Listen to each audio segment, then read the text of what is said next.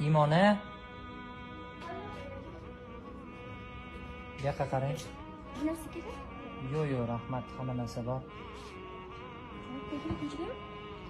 4 yil bo'ldi, injillarimga chidab yashayapsiz, hali yoshsiz.